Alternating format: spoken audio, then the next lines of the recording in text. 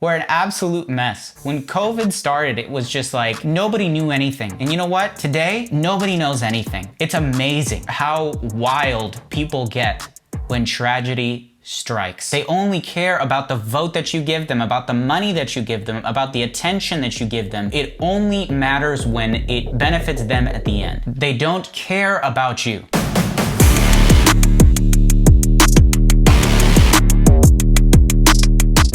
Familia, this is the Nice Veins Bro podcast once again, the #1 podcast for nurses who want to live that next level life. I am Nene Pablo, host of this podcast, registered nurse, and creator of Nice Veins Bro.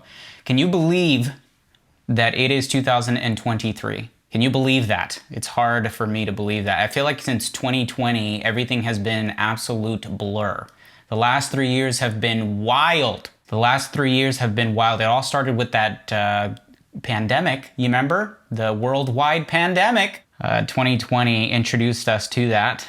Really, it was 2019, but it became a global pandemic in 2020. And then so many things happened. And I made a list here. 2020, we had Kobe Bryant's death and also Chadwick Boseman's death from Black Panther. Ruth Ginsburg died as well. Prince Harry and Meghan Markle quit the royal family. President Donald Trump faced impeachment. Black Lives Matter protests, peaceful and non-peaceful, because of George Floyd. And then Joe Biden and Kamala Harris took over the U.S.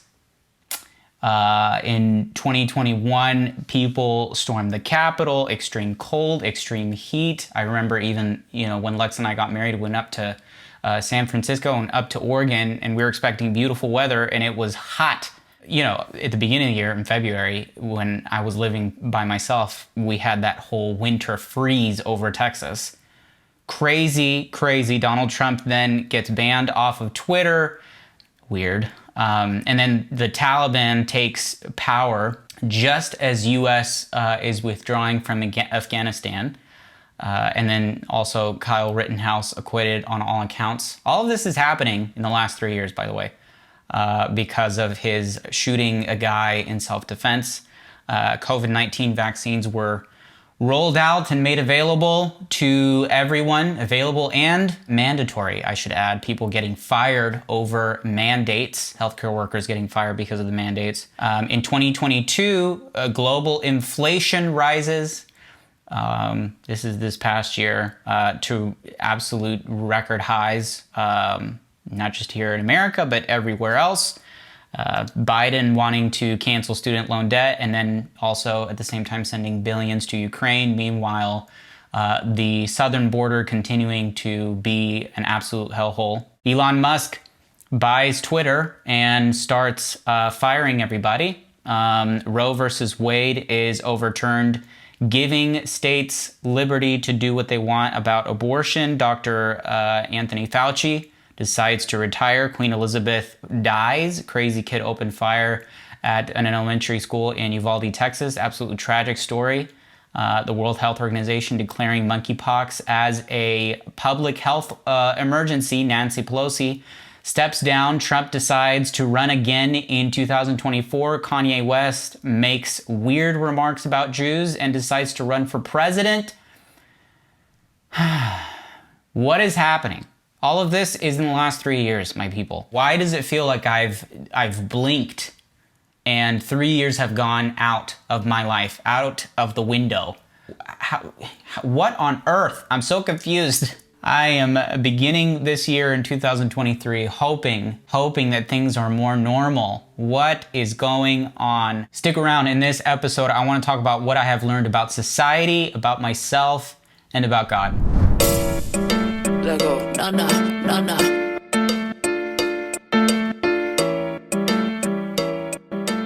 Hola mi gente, everybody has a crazy nursing story to tell. If you want to share yours with the world, send it to me. I'll feature it here on the podcast and you can get my take on it. You can also ask me questions, love questions. Remember, HIPAA rules do apply when you're telling your story, of course, and I will make sure you remain anonymous. I don't know what you're waiting for. Send me a message, niceveinsbro.com/podcast. That's again, niceveinsbro.com/podcast. Looking forward to it.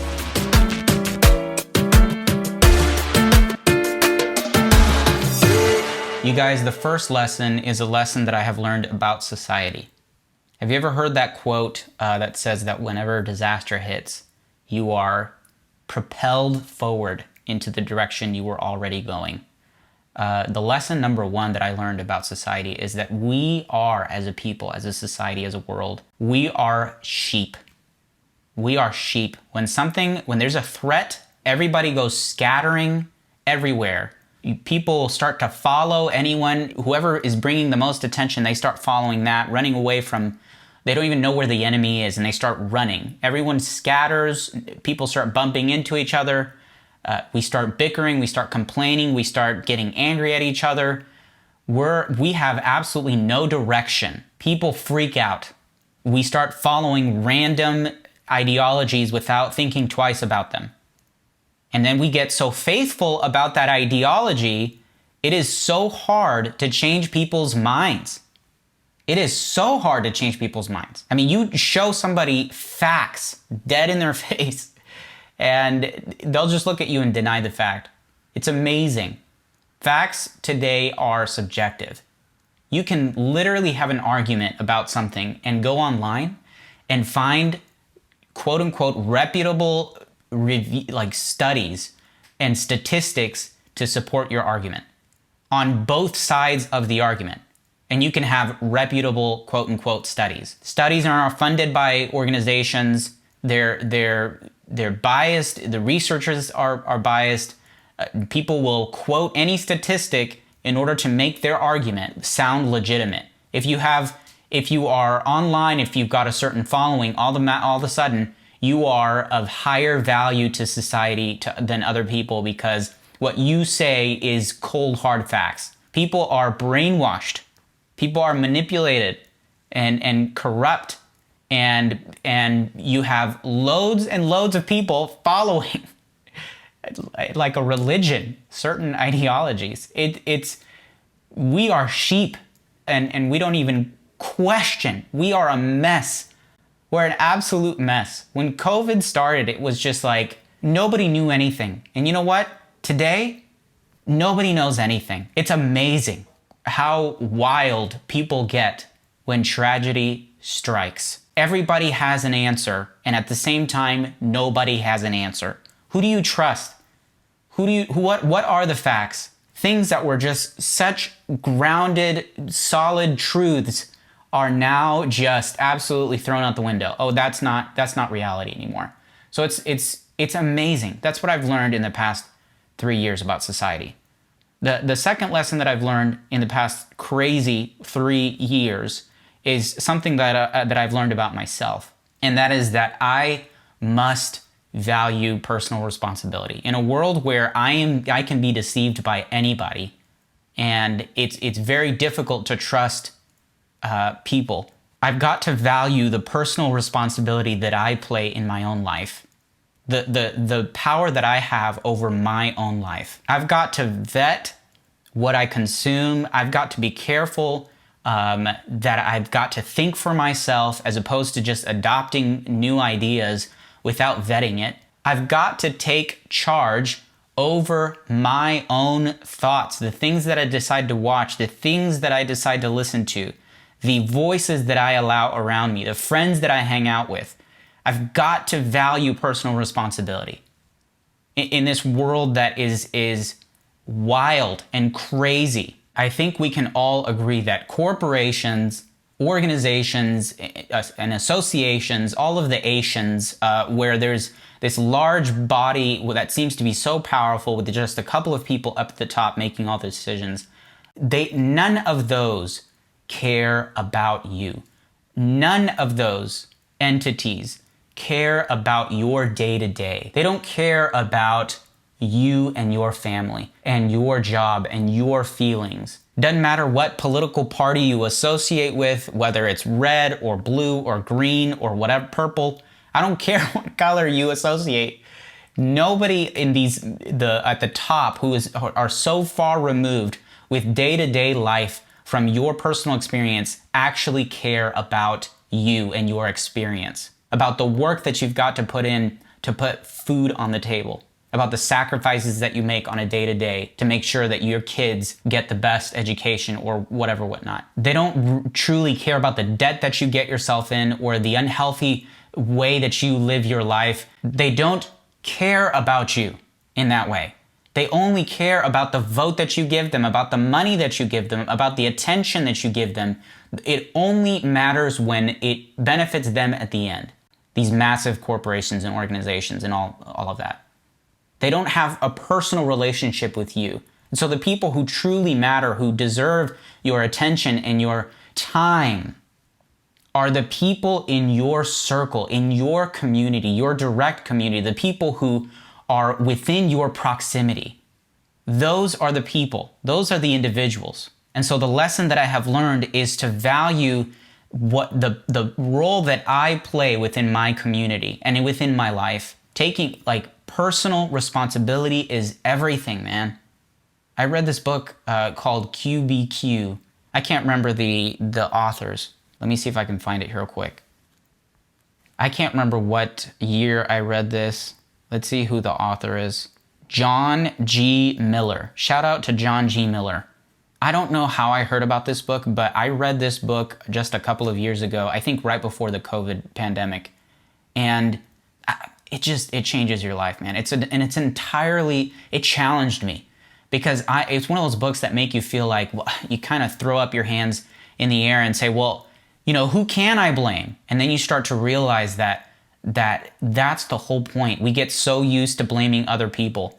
We've got to take personal responsibility and start thinking for ourselves and vetting what we consume.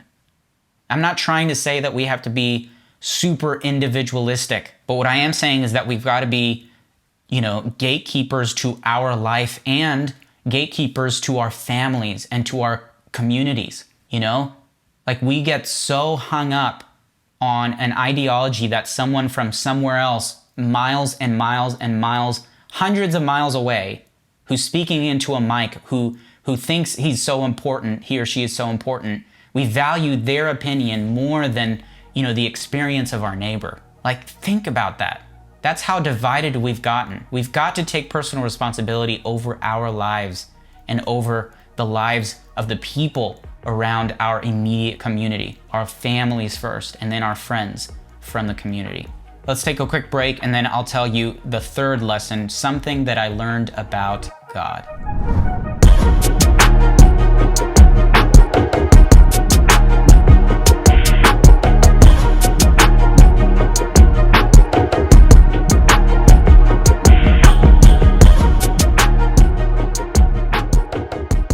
All right, lesson number 3 that I have learned in this past 3 years, 2020, 2021, and 2022, is a lesson that I learned about God. And that is that ultimately God is in control. Bro, before you turn this off, hear me out. Hear me out. I want to tell you my experience. God in my life has answered prayers. He's kept his promises.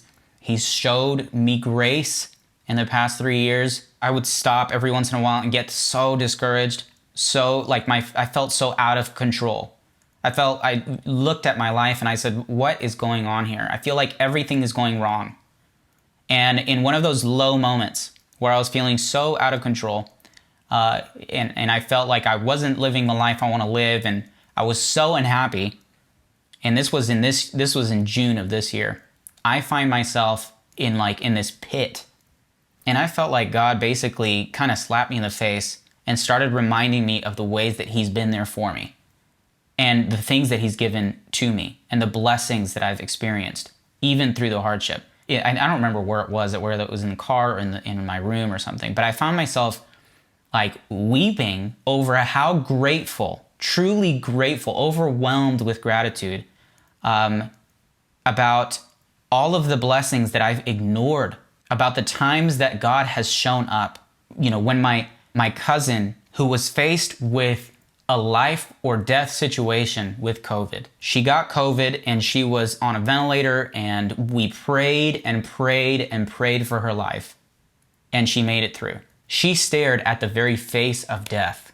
I thought she was gonna die. I was so sure she was gonna die, and yet I still prayed to God if there's any way.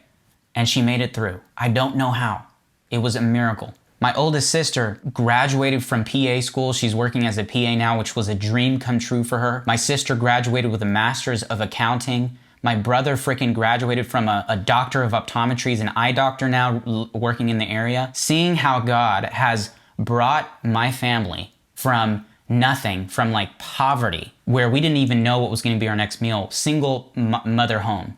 I mean, it was bad. It was 4 kids with a single mom, and how he pulled us through. And now, look at my siblings. Like that is pure God. Those were prayers that were answered. That was all God. And then I realized I'm living in a house now.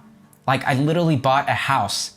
Well, I haven't actually bought it. I still have a mortgage. But the point is that I'm living in a house where I can, I have a roof over my head. Now granted, it's not the best and biggest house in the neighborhood. Great, that's fine. But it's a house that I'm able to afford. It's a house that I can live in and that I can enjoy. And then I realized that I married the most beautiful girl of my dreams. Amazing wife that I thank God for every single day. She is literally amazing. I freaking love her. I realized I'm working at a job away from full-time bedside, which was also a dream. That I asked God, Lord, please take me away from full-time bedside. I love nursing, but I can do it PRN. And to realize that now I'm working with people that I love. My boss now is amazing, flexible, understanding, appreciative of the work that I put in. Not to mention that my PRN at the bedside right now is also working with managers and supervisors that I love. They are awesome. And coworkers that are amazing as well. A lot of growth, seeing that in the past years I've overcome addictions like pornography, overcoming the feeling that my life is without purpose. I was in such a bad place after graduation. And now to feel like, look at the progress that I've made. I keep finding new people within my friend group and community that I can relate to, and I continue to build healthy relationships. And now I get to build this dream business that has been a desire for years, ever since literally nursing school, that I knew I wanted to do something like this. And look, I'm chasing after it with support from friends and family that keep pumping me up and motivating me. It's literally it's amazing to see that through all of the crazy last 3 years, to recognize that through all of that, I have seen God answer prayers, keep his promises, and show me so much grace and mercy when I don't deserve it. God really is in control.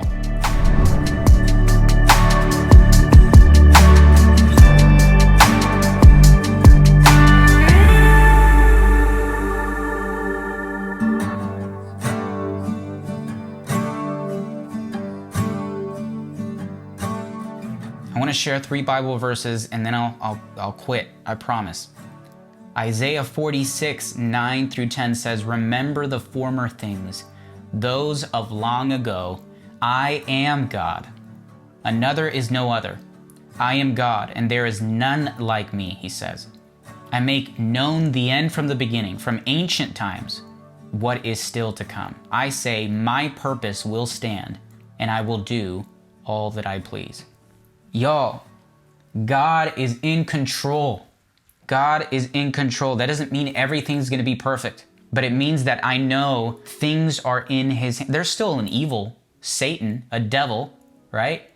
But I know at the end of the day, he is sovereign. He has all power. And that doesn't mean that, evil and bad things don't happen. I mean, at the end of the day, we still have a very real devil who is out to destroy us. And I'm so freaking glad that someday he's going to put an end to the devil. Philippians 4, 6-7 says, "Do not be anxious about anything, but in every situation by prayer and petition and thanksgiving, present your requests to God, and the peace of God which transcends all understanding will guard your hearts and your minds in Christ Jesus."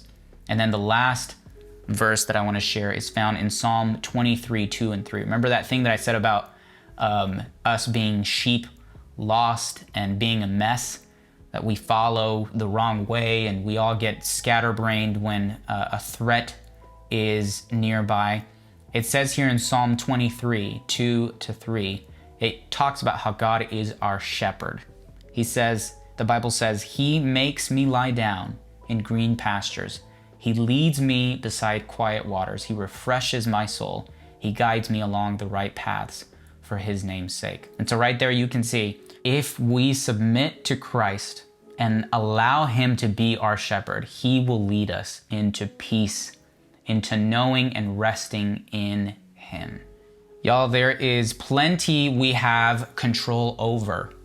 We have control over our attitude. We have control over actions and the choices that we make. There is still a lot of free will, and we are in control of a lot that happens to us and how we think based with, on our choices.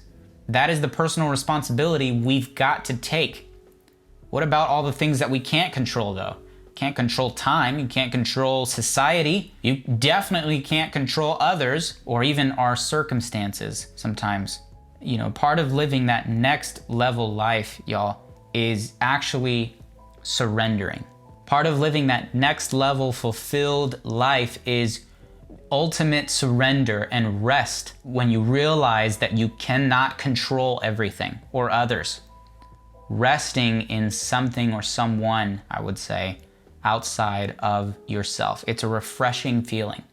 That is a key aspect of living your next level life. Have gratitude for the good things, even if they're small. Realize that there's blessing through hardship. And I would encourage you to sincerely ask God for that kind of peace that passes all understanding. And I'm telling you by experience, that is a promise that He will keep. That's it for this episode. If you enjoyed it, please, I encourage you to share it with someone or review the podcast on whatever platform that you use to listen to podcasts. Review, 5-star review, and share why you enjoyed it, why it means something to you. It would mean everything to me. In the last couple of weeks, I've started seeing some people sharing some stuff from the podcast, and oh my gosh, it really encouraged me. So please, if you'd like to help me build this brand to empower nurses to live that next level life, you know what to do already. Subscribe if you're on YouTube, like and share, and make sure and review the podcast. I really appreciate you, everyone. Remember, be a positive force within healthcare and society. Que Dios me los bendiga.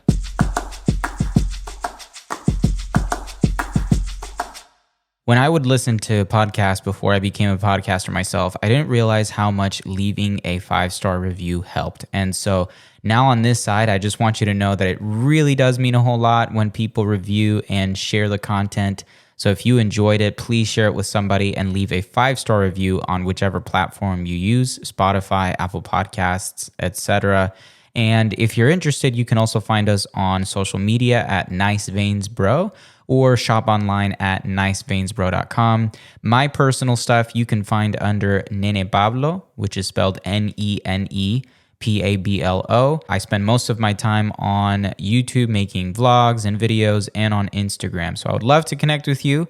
And remember, be a positive force and influence within healthcare and society. It's all about God, wellness, and purpose here. Thank you for listening.